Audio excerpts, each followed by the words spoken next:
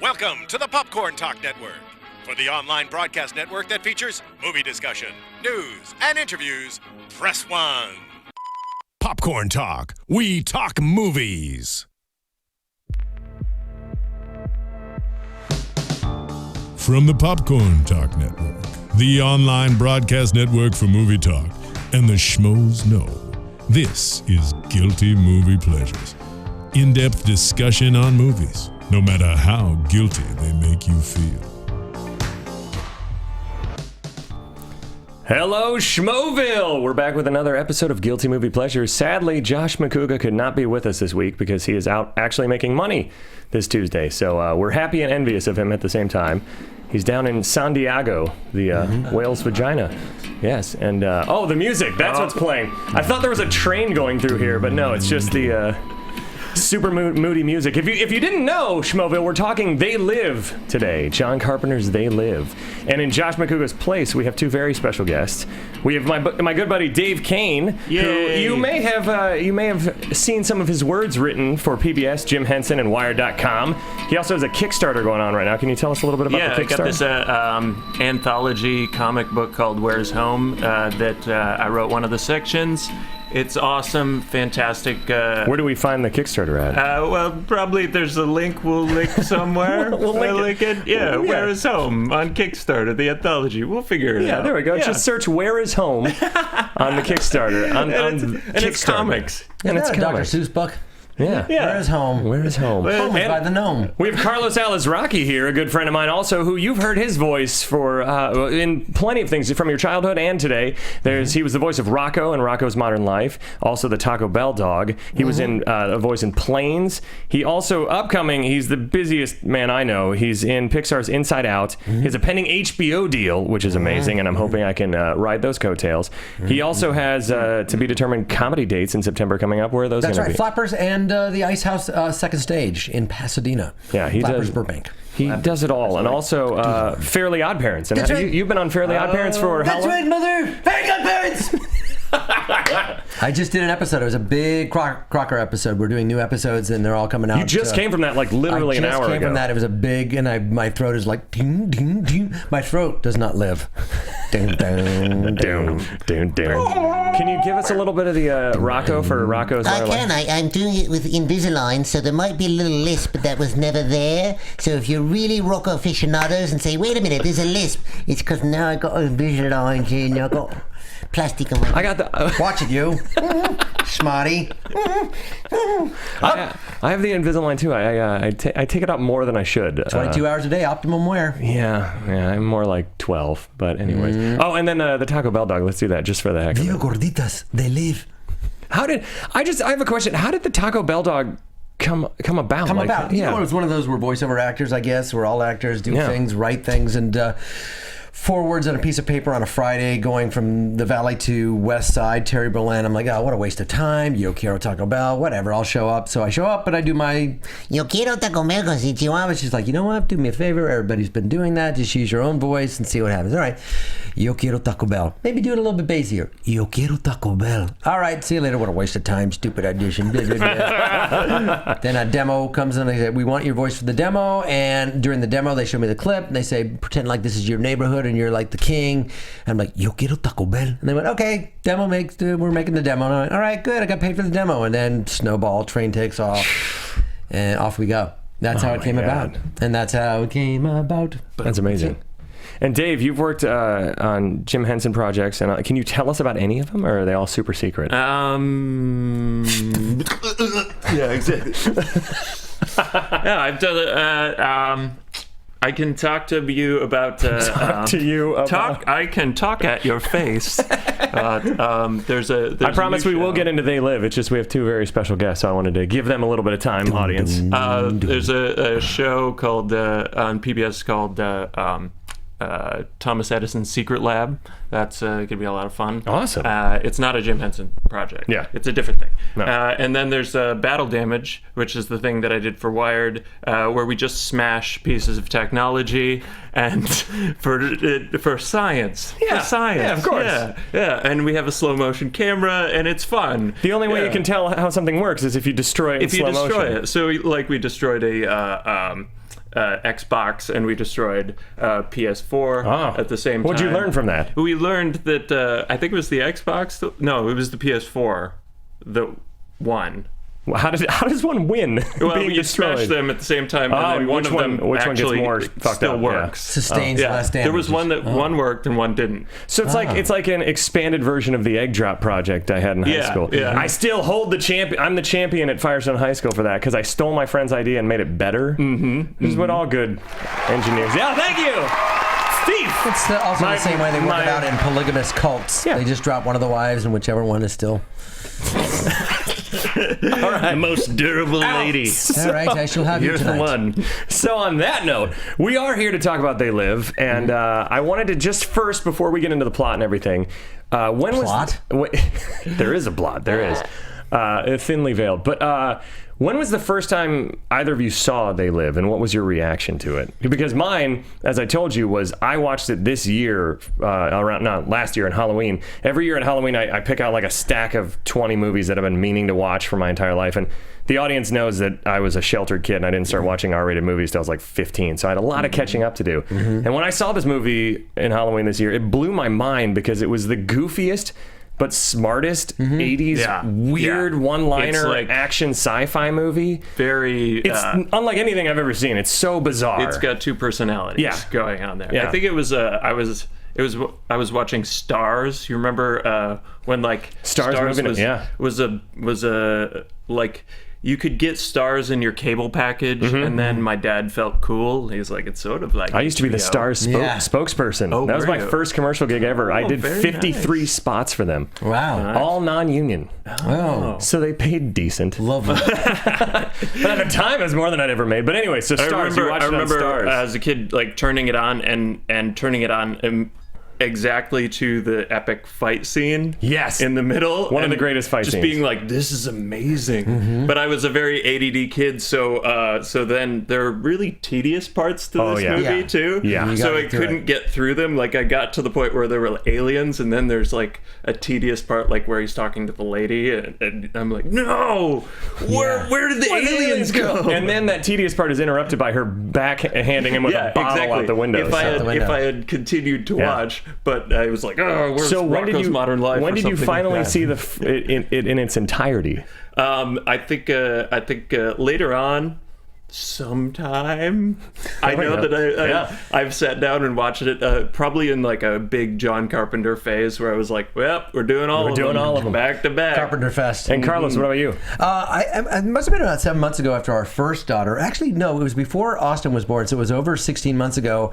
Late night trolling.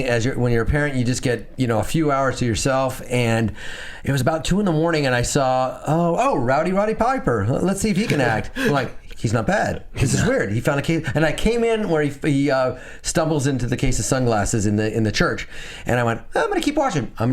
This is horrible, but I love it. I'm addicted. And then I watched the film in its entirety last night when you dropped it off again. So I had missed the total precursor, him coming to the construction site, meeting Keith David, etc. And it still kind of holds up in a sense that. Yeah, it's horrible, but there's sort of this whole Orwellian comparison to what Roger Ailes did with the Fox News network.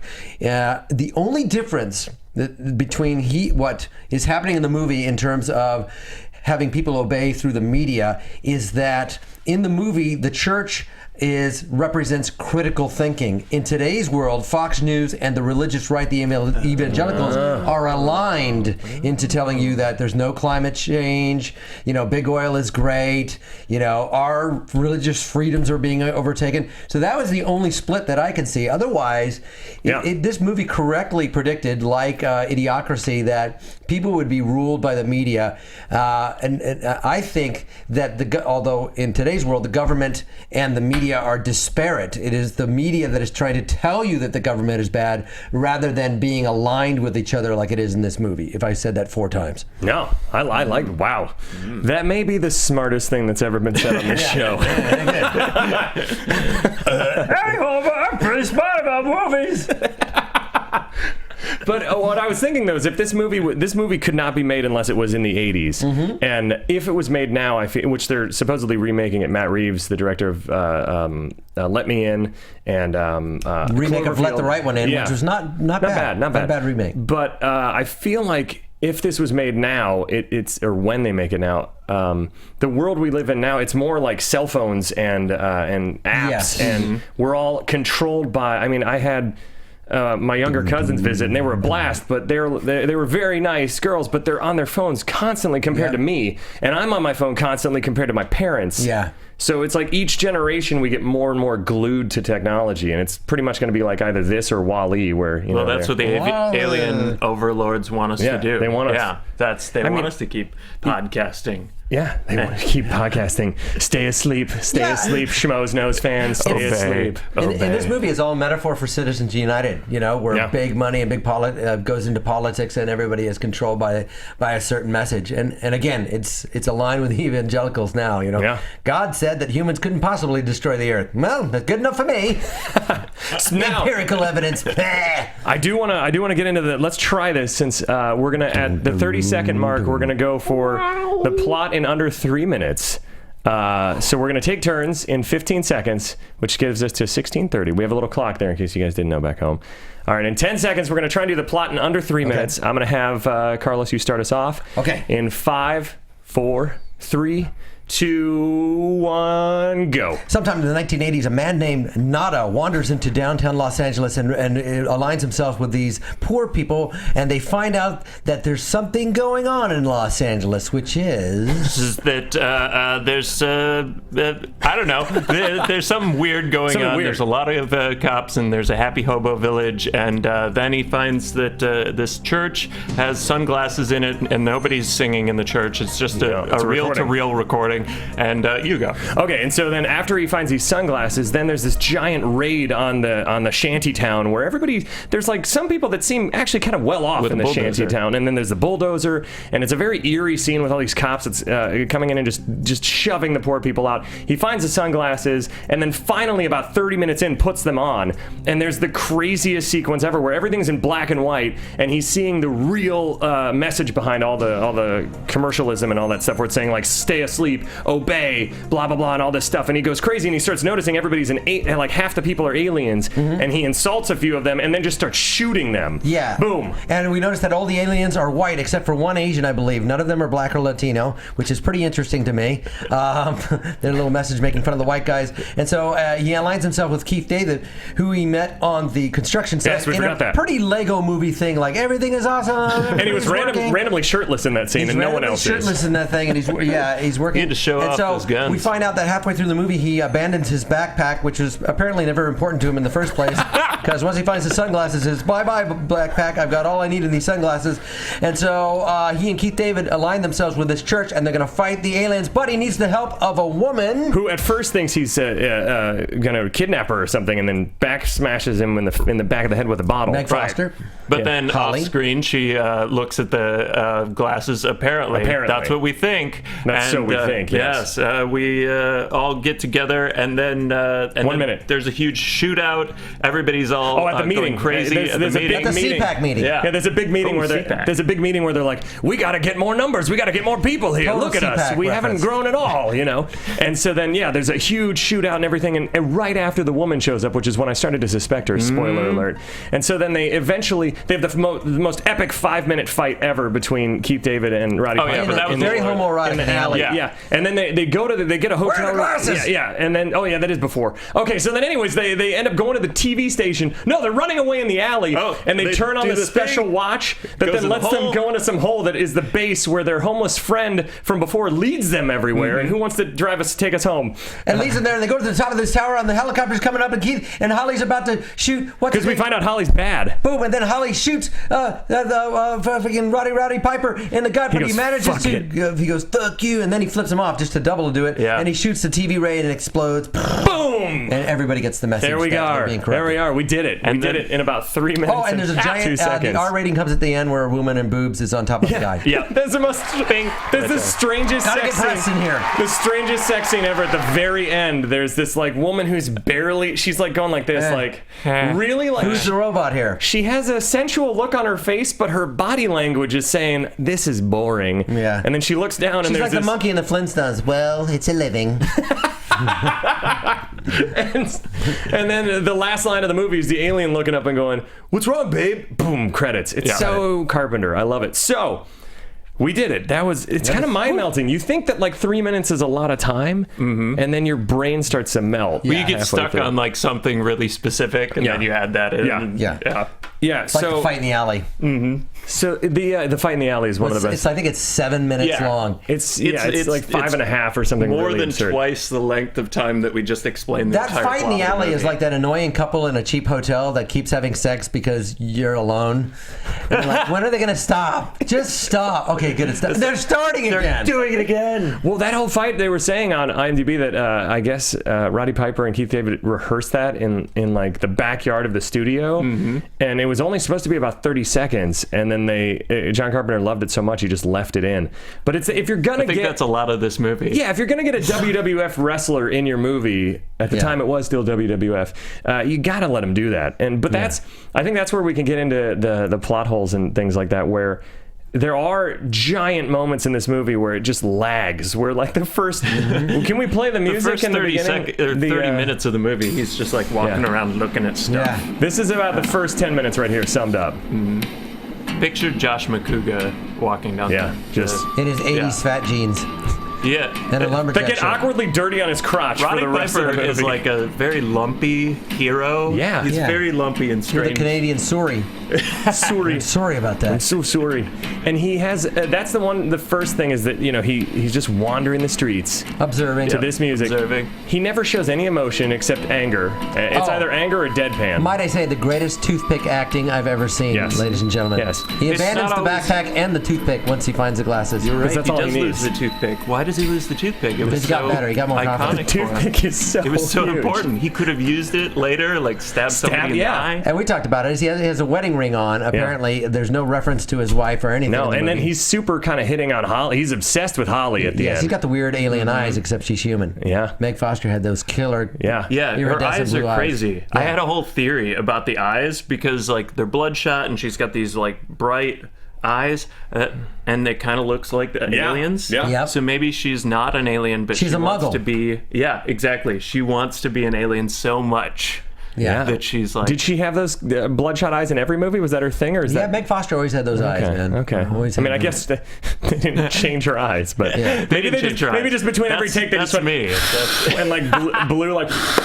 All right, now you got red eyes. You look great. Oh, now I have to And it permanently ruined her eyes. The thing John about Carpenter. the glasses is that it makes you reveal their robot faces, but also turns the world into black and white. Yeah, that's it. I want to get to. That's probably the first. I mean, because there's all this stuff in the beginning that's setting up this kind of weird underlying current of people being controlled, and there's this hacker guy coming on, being like, we Pirate are radio. Yeah, we are under their thumb. They are controlling us. We are sheep, or we are cattle. That was a led thing to the that was slaughter. actually happening like at that time period. There were hackers like trying to hack into the signal. There's one Max Headroom guy that's like not the actual Max Headroom, but there was a. Do you know what I'm talking about? There was one famous hack. You can find it on YouTube. That's great. Where this guy in a Max Headroom mask hacked into the signal for the longest that anybody had ever hacked wow. into the signal. That's awesome. And then he just like talked weird and then mooned the camera for like 30 seconds. Chief's got the same thing.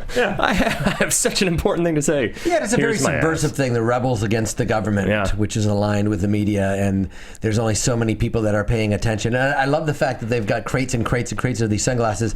One big giant plot hole is the first time that Rowdy Piper discovers the sunglasses, he stumbles into the door and it pops open. Yet later on in the movie, it takes a heavy kick to open that same same door.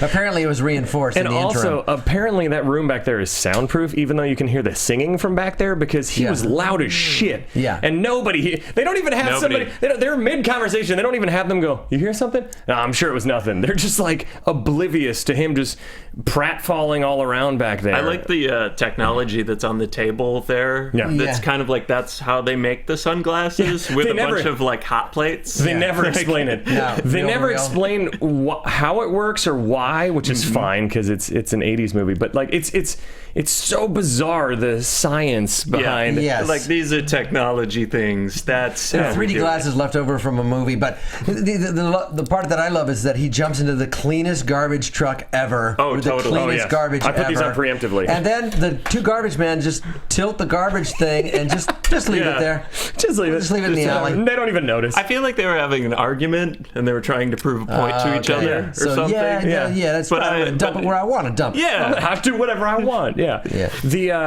So the first thing when he finds that giant box of sunglasses, and I guess the first weirdest moment to me is when he puts them on, and like you said, everything's in black and white.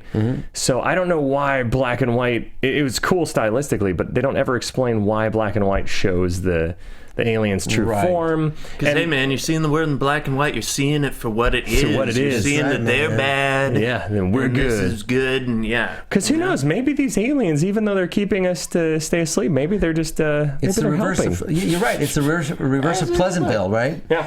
He sees the world in black and white, and in Pleasantville, they want the Joanne. What's her name? Joan something. Joan Allen. Joan Allen. They want. She wants to see the world in color, and he wants to see the world in black and white, as you say, as the world is. So maybe that's the metaphor. Yeah.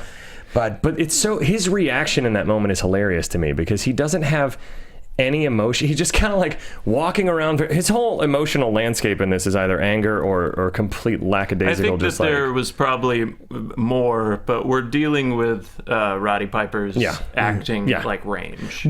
But by the standards of 80s action heroes, he's up there. yeah, he's up there, better than Dolph Lundgren. Oh yeah, yeah, probably. But his now we're gonna get. Tell me if somebody got pissed about that on our comments board. No, not better than Dolph Lundgren, the real Punisher. But that's a tough script to act with as well. When you've got lines and you'll play them. I don't want to ruin them. You're going to drop them later. But some of the lines in the movie. Do we have that sound clip though, where he first sees the alien and this is how he reacts? Instead of being like, "Holy shit!" His first initial instinct to seeing an alien or whatever, he doesn't even know what it is yet, is to insult the entire room. Here we go. Yeah. It's the I'm sorry. It's the Roddy's rant, I believe, is what it's called.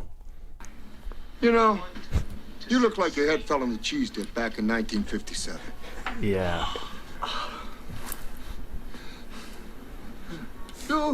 You're okay. This one, real fucking ugly. You see, I take these glasses off. She looks like a regular person, doesn't she? Person. Put them back on. Formaldehyde face. That's Enough out of you. You get out or I call the cops. Call the cops. You know what you need? You need a Brazilian plastic surgeon. Those are so many specific insults. You look That like guy seems Iranian to me, and I don't know why he makes a Brazilian joke to him. Yeah, a Brazilian. Then the thing with your I think face that's got the only dipped in- place you'd be able to get like a full face transplant. Is you go to Brazil and they'll give you an entire other person's face. The science they used in Face Off was started in Brazil, right? Hold on, But wait the a whole, second. the whole- Oh my God. Yeah, we're just double checking. You look like fucking formaldehyde face. And you look like a cheese dip from 1957. and you're okay. you real fucking ugly. You real fucking ugly. It's so ridiculous. It's like, and then from there. So his initial. keep it on. Oh, let's keep him on for a little bit. glasses on. Put the glasses. Put the glasses Wear the glasses, on. man. Glasses Put on. the glasses Wait, on. what man. happens if you wear two at the same time? Oh, it just cancels it out, guys. It just cancels just it cancels it out. Now Oh, you're shit. seeing. No, you should. But no, that's I have come here to chew bubble gum. This is the next thing. And kick ass. And I'm all out of bubblegum. What a great line. So that is all of these quotes are a good example of how the pacing of this film, because you could drive a train through the pauses, and that happens in this movie. But I would like to, let's do a little riff on that, chew bubblegum and kick ass. I also, let's do a when I little found out more. about this, it really made me disappointed in Duke Nukem. Yeah, because they stole it. They stole this line. I was like, wow, Duke Nukem, you really came up with a great line. No. It was actually Roddy Piper improvised it because it was something he had planned for a WWF thing. So. Yeah. But what he should have said, I'm all out of bubble gum, but I do have a toothpick. Hold on just a second. And then he could have put it back in. Let's do a little, we're going to play the sound clip and we're going to come up with different We're going to play the sound clip and we're going to come up with different scenarios where you would say this line. So I'll go first. When I went into Rocket Fizz on Magnolia Boulevard, it's a candy shop there. They have my favorite kind of bubble gum there, and when I went there, they were all out. So I was pissed, and I said to the clerk, I have come here to chew bubble gum and kick ass. There's that train. And I'm all out of bubble. Such a long pause. Anybody else got anything? Yes, I want to say May 15th, 2010 was my wedding day. My wife has just read her vows to me. And I take the microphone and I look at the audience and I look at my wife and I say, I have come here to chew bubble gum and kick ass. And I'm all out of bubble. And now we have 2 kids. That's how you went. I thought that's how you proposed. No, I didn't. No, I flip-flopped it. I wanted to save that for the actual wedding day. Dave, you got anything? Mm-hmm. I know I'm putting you on the spot. I don't know. I can't improve imperfection right now. How about when a cop pulls you over and just like, you know how fast you were going? I have come here to chew bubble gum and kick ass. And I'm all out of bubble. The pause gets more brutal every time. Like, Roddy, do you have a mint or something? My breath is just, I've been drinking a lot of coffee today. I'm going to be on the podcast. I don't want to embarrass Ben. Roddy, do you have a mint for me? I have come here to chew bubble gum and kick ass. Oh, could I borrow some bubble gum? And I'm all out of bubble. Well, you're not fucking help me. I remember why didn't you say that faster? Why didn't you tell me that faster, Roddy? I remember in 1968 when I was at the Washington Monument and I heard Martin Luther King say, I have come here to chew bubble gum and kick ass. Historic. And I'm all out of bubble. I was really sad they cut that from Selma. Yeah, they did cut that out from Selma. Such a powerful. Oh shit! I'll never forget that. Oh my god! Do not judge a man by the color of his skin, but by the flavor of his bubblegum. I do think extra part. I think Hillary Clinton's actually her campaign slogan when she goes up against Jeb Bush, I think, is going to be, I have come here to chew bubble gum and kick ass. 2016. And I'm all out of bubble. She's getting heavy endorsement from Bubble Yum and maybe even Bubblicious and Kim Kardashian's bubble ass. tape. Kim Kardashian's ass. I think we've done that one to death. Only because that pause kills me every time. Yeah, it's awesome. But that's what happens in this movie. There's moments where it's like super awesome, and then there's like a 5-minute just stretch of just weird. So then, do we have any other sound clips? Let me think. I feel like we're playing like World Series poker right now. We all have these sunglasses on. Yeah, it's really. Sometimes when I watch TV, oh yeah, this is great. I stop being myself, and I'm the star of a series, or I have my own talk show, or I'm on the news getting out of a limo, going someplace important. All I ever have to do is be famous. Wow. That was actually Kim Kardashian.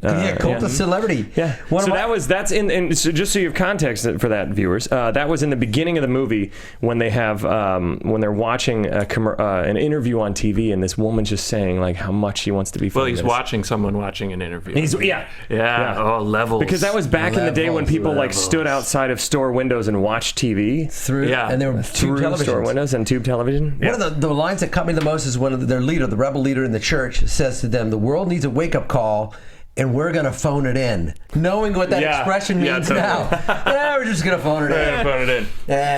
Forget it. We'll give them sort of a half-assed wake-up call. Guys, if you just want to wake up. Yeah, it's a completely different context now, and we're going to phone it in. It's like, no, that line doesn't work. And then my other favorite line is like, I think Keith David says to Roddy Piper, "Where do they come from?" And he goes, "Well, they ain't from Cleveland." It's like, what are you going to diss on Cleveland? What is just Cleveland? I don't know what that has to do with anything. It kind of looked like they come from Cleveland, but he had to make sure that they knew. The craziest thing to me is that every time these aliens get word or notice Roddy Piper, they lose him very easily. Oh, yes. The first time they're like, hey, and when he's shooting up they're everywhere. Right after the bubblegum line, he shoots up this bank. Then this guy's like, he does the exact description, and then it's all over the news. He beats up a couple cops in the parking lot. And it's an old photo of him. Yeah, it's an old photo. Where did they get that from? They're alien overlords. Yeah. They have. So they're good enough to get a short-haired photo of him. Facebook in the 80s. In the 80s. Yeah. They're good enough to get a short-haired photo of him, but then have no surveillance that can find him. Even though they have tiny robots, little droids, little Amazon droids. They had a tiny robot that finds him, then he shoots it, and then he goes into a building in that same alley and hides. And they're like, oh, well, we lost him. We lost him. Always the way they get out of anything in this movie is through the back door. Through the back door. And what happens to that kid he saves and shoves through the window? We never hear from him again. Yeah. It's like you're a character in an alley that I have to say. There, I've saved because you. He was the kid, see you later. He was the kid that he got binoculars from, and he never talks in the entire movie. Yeah. And kind of like Boo Radley. His dad and his daughter and his dad and his sister show up later and get shot, but that kid isn't around anymore. Yeah. I don't know, maybe it was just like a grip son or something. Yeah, and they're like, hey, throw my kid in the movie and save him. What do you think happened to that character? I mean, did he finally go like, no, fuck LA. Yeah, I'm out. Maybe he's in the giant ballroom at the end or something. Maybe maybe he agreed with them like the tuxedo hobo from the end. Yeah. Who shows up? That's one of my favorite. We'll get to that for sure. Yeah. I don't understand Roddy Piper's plan, his character's plan at all. When he finds out these aliens, he's like, oh man, this is crazy shit. I'm gonna insult all of them, then I'm gonna shoot all of them without asking questions, without trying to figure anything out, and shooting like a machine gun. And how does he have that good of aim when there's like half good, half aliens? He's just like, ga, ga, ga, ga, ga. If you're a human, you better duck. This weird machine gun with a handle on the side. Yeah. So bizarre. A machine gun that I've never seen in any other movie, in any other reality. And it is so American. I love that the solution to any invasion like that or to any problem in the world is just guns. If we just have guns, this will solve it.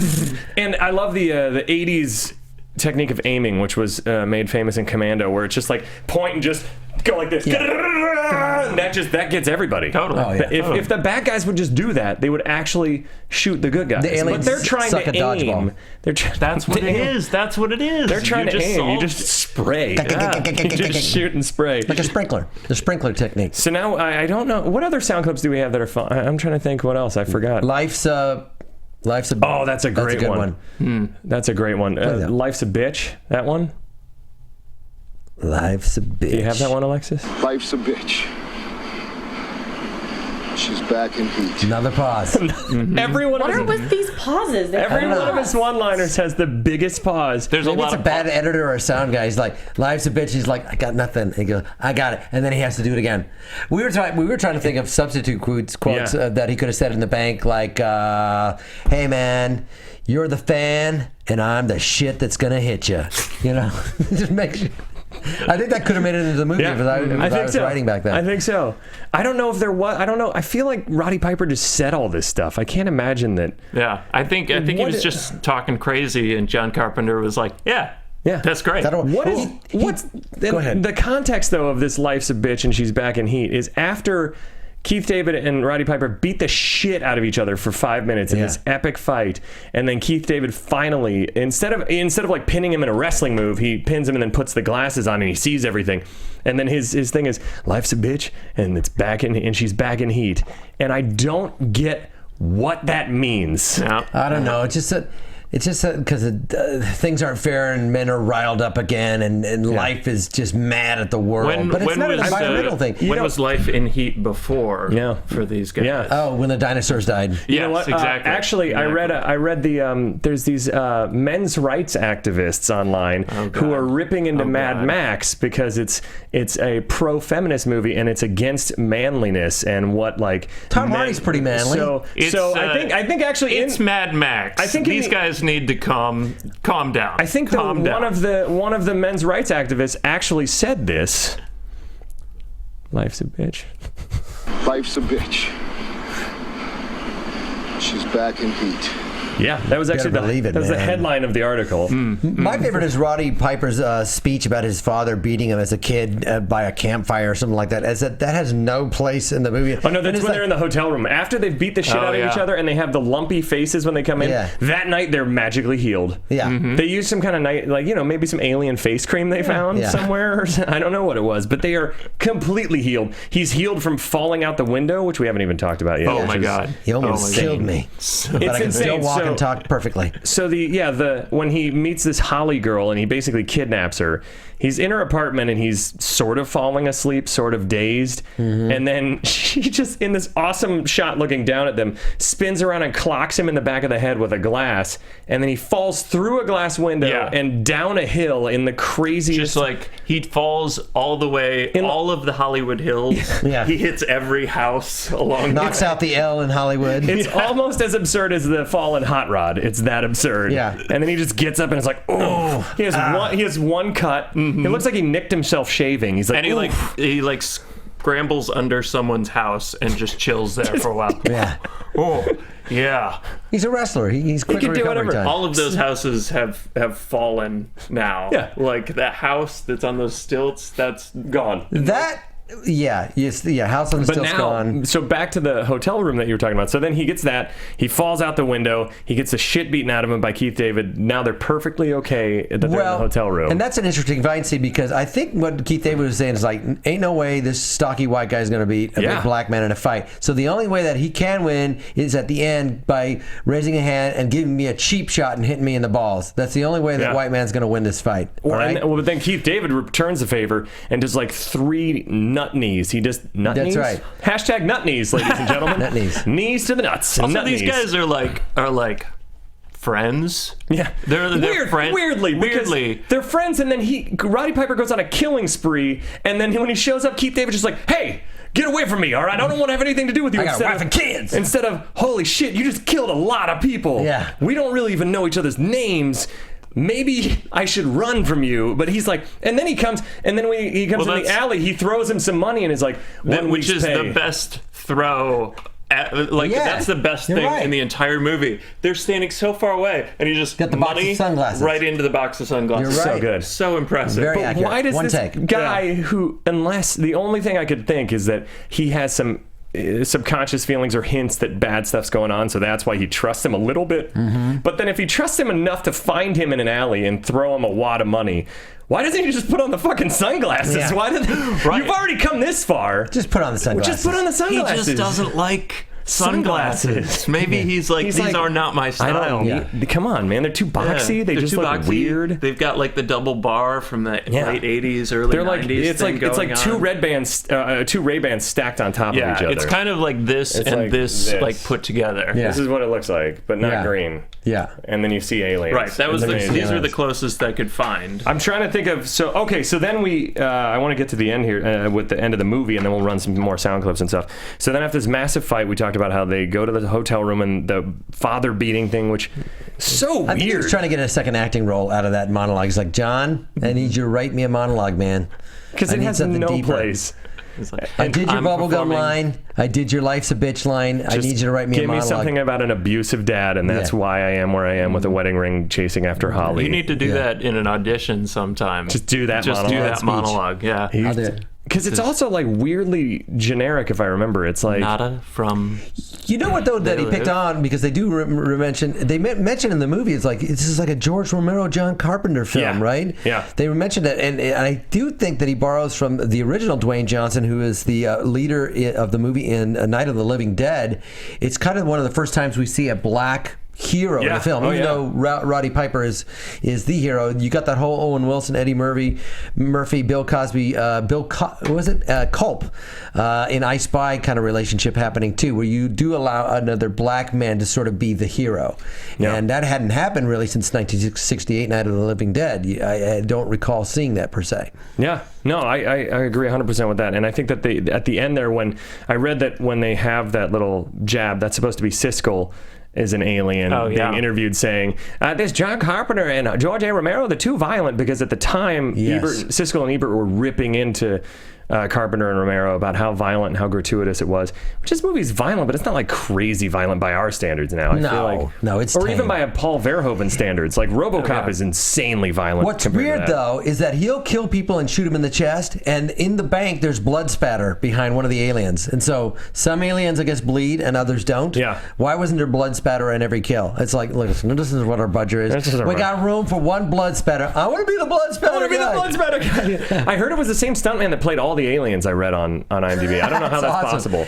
That is the most. He's a chameleon. He is. He can turn into an old lady. I guess. He can be. I feel like that's a fake trivia thing. I don't think it doesn't make sense. Yeah. But the craziest plot hole for me is that there's that giant shootout in the alley, and then they can't figure out the watch, and it just drops, and it opens up this hole that then they can jump in that takes them conveniently to the back tunnels of this news station base ballroom. It's like it's an everything you could possibly want in an alien overlord base. Porthole in the watch. Except no cameras. That like no security in there. No security. You would think if this is your hub in Los Angeles to take over the world. And you run a TV station. And you run a TV station, you could spare a few security cameras. Maybe a little like swipe card every now and again. And the guards are in military fatigues for some reason because they work indoors. Yeah, but like snow camouflage. They're black, like they're in the Alps. Yeah. It doesn't make any sense. That's their like utility tunnel camouflage. Yeah, that's what it is. And then they go into the ballroom where all the humans are commingling with the aliens that have sold out. And that's so funny to me that they have these guns and they're like, oh, better hide these so we don't look conspicuous. And then they just put them in their crotch. Yeah. Everybody else is in suits and ties and they're in jeans and like. Well, I think there's an out there because I think that the one guy that has joined them, he's now in a tux that used to be a rebel. Yeah. I think that you might have an out by saying the people do notice them, but they figure, they've come to join us now. Which is weird because you would think they don't have that look on their faces. Oh, they've been shooting this guy that has been on the news and we all know about has been shooting us for 2 days. Now they're back and they're cool. And they're back in the room. And we've got an old picture of these him. aliens really poorly planned their invasion. Let's see. We had a question real quick from the live chat. Apparently, it's a trivia question from Star Drew. Goodness. Okay. Trivia. He says, bring my laptop a little closer here. That's Alexis in the booth, ladies and gentlemen. Give it up for Alexis. We've been talking for a while now, actually. In the booth. Where did Roddy and the black guy find the cool glasses in the movie? Where did they find them? That's where in the church. Roddy finds them when he falls into a wall and it breaks open a board, and then there happens to a panel, and there happens to be like 3 boxes. Which then they also... Because the Resistance had driven off with a whole bunch of them. They load them in a van. And they never touch on where they go or like who... And then who stole them from the garbage can after Roddy Piper hit him in the garbage can and they weren't there? The safest place. I'll hide this in the garbage. I just found this box of super like crazy alien revealing sunglasses. I'm going to hide them in a garbage can because I know that this alley only has garbage pickup on Tuesdays and it's Thursday now. So I'll probably figure out this worldwide conspiracy before then. It's really more recycling because it's the cleanest garbage ever. It is. It's just like some like packing foam and like a few cardboard boxes. Yeah. But so now they're from Christmas trees. So now they're in the news station and the hobo guy who the lick his nuts line. Play that one. That one's hilarious. Can somebody please explain to me what the hell that's all about? Just that idiot licking his nuts again. So this is the guy who in the beginning, everything that is said on TV or whatever, he says something like that, like just this guy licking his nuts again. And so you think, oh, this guy's totally not down for the cause at all, and then you realize why he's not down for the cause, because he's a sellout. Is he a sellout at that point? Maybe. And like still living in the hobo village? Maybe he's like getting intel. The nicest hobo village ever? Yeah. It is. It's pretty nice. Everybody's like bulldozer we fixed chairs and stuff. Yeah, that's right. Got some tools on you? Gonna need you. That shower is collapsing. The shower that nobody ever uses. If you can use hobo it, villages you can do fix not have showers. No. Yeah. This is it was an upscale hobo. They got a shower. Yeah. But now they're in the news studio, and he takes him around everywhere, and it's just so convenient that this ex-hobo, now suit guy, now tuxedo guy, lick nuts guy is what we'll call it. Hashtag lick nuts guy. That sounds weird. Don't hashtag that. Hashtag Ben Begley licks nuts. No, is that not hashtag? Well, hashtag legumes. So they lick Ben's nuts. Sure. Okay. So he takes him around the news studio, or he takes him everywhere and tells him every single plan, like the scientific explanation of how they travel from here to their planet. I don't know how it works. Can we play the scientific explanation because it's great? Gobbledygook. I don't know how it works exactly, but it has to do with some sort of gravitational lens deal, bending the light or some damn thing. But you can move from place to place. It's from Willy Wonka. If you want to. I know how it works. You shoot you with the rain, you're broken down to tiniest of million particles, and then the particles are transferred from here to the television screen. Yes, that's right. No, don't stop. Oh, you're absolutely right. I didn't catch exactly what happens. He is like explaining It's my TV. like a TV. Yeah. How a TV works. Yeah. Oh. Yeah. Boom. Some gravitational lens kind of thing. To wrap up the plot, and then we'll play a few sound clips and end this ridiculousness. That's been awesome. They basically go up. And they just, again, the answer is just, oh, hey, we found out the news station. And they just start blasting everybody again. And then they go upstairs and they're running and they're blasting the soldiers. They're blasting They have to get up the stairwell. The stairwell. Several times they say, like, he's in the stairwell. We have to get up the stairwell. It's just all about stairs. And then the big reveal, he's looking for Holly. He's obsessed with Holly, even though he's only been, he has no reason to be because she beat the shit out of him. Right. Yeah, and he's married. Apparently. He doesn't remember what her job is. But he is obsessed with Holly. Yeah, she does something at the TV station. The TV programmer. In that moment. Assistant programmer. Right. When I first saw it, when she's rolling up and then Keith David stops and she puts a gun to his head and blasts him in the head, I was like, fuck you, Holly. I saw that coming, but I didn't want to believe it. Yeah. And then they go up on the roof and she's like, just go with it. Just be a part of the movement or whatever. And then he shoots her, and they both die in the most hilarious way, where they're standing there and they kind of stiffen their body and just fall back onto a crash pad or something. Right, they do. They literally both died the same way. Where it's like, and then his death is amazing because he turns around and again pauses forever while this helicopter has a machine gun trained on him, but apparently they're just taking their time too, because he has enough time to pause for a really long time and say fuck it, which we have that clip. I love it. He whispers it. It's so fuck it. And then he flips him off. And then then he gets shot with a machine gun and goes and then he's on the ground dying and he gives him this kind of like weak sort of like forefinger, middle finger. Yeah. And then we have the montage of everybody realizing that the aliens are among us with the weirdest end sex scene ever. Yeah. The boobs. Gotta get breasts in there boobs in there in the 80s. What other sound clips do we? Let's play some that we haven't played just for fun, and then we'll get out of here. What do we got? The whole deal is like some kind of crazy game. Oh yeah, this is really political. I like this. They put you at the starting line, and the name of the game is Make It Through Life. Only everyone's out for themselves and looking to do you in at the same time. Okay, man, here we are. Here we are. Now, you do what you can. But remember, I'm going to do my best to blow your ass away. That sounds like capitalism in a nutshell. Mm-hmm. I like how he says, I'm going to do my best to blow your ass away. Because you're like, oh yeah, you're going to do your best, I'm going to do my best, but he adds that little caveat. To blow your ass away. Blow your ass away. What else we got there, Alexis? That was a good one. I love Keith That's David. like pouring perfume on a pig. Another time he just randomly insults an alien. He just goes around either insulting or shooting aliens. They already had the lipstick on a pig line, so he had to change it from lipstick to perfume. And she's fixing her hair. So the context of that doesn't make any sense. Yeah. That's like pouring perfume on a pig. Do we have anything else, or have we blown through all of them? Ain't love grand? Yeah, I love that one. It's so weird. Which was in reference to nothing. Nothing. They go in is that when they're in the hotel room, or when is that? I don't remember that, but I remember that line doesn't make sense. It's like a bunch of weird shit has happened, and then Roddy Piper just looks at Keith David and says,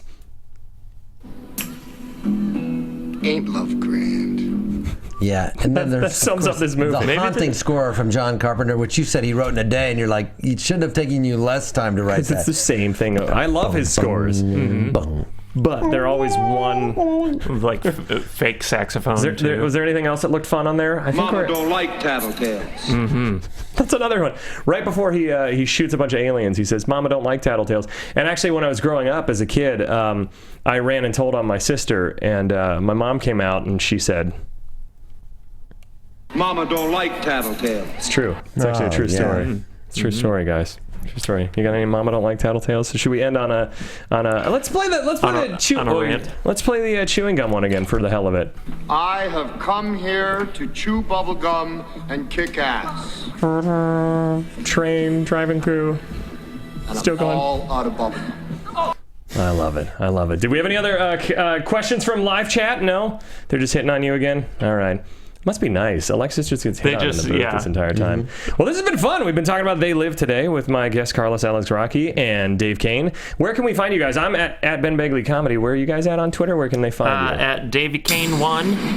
Whoa. Hey. Can you say that again? It might have been interrupted by Davey Cain 1. There we go. And Carlos? At chewbubblegum or kickass.com. No, at Carlos Alazraqui Twitter and carlosalazraqui.com website.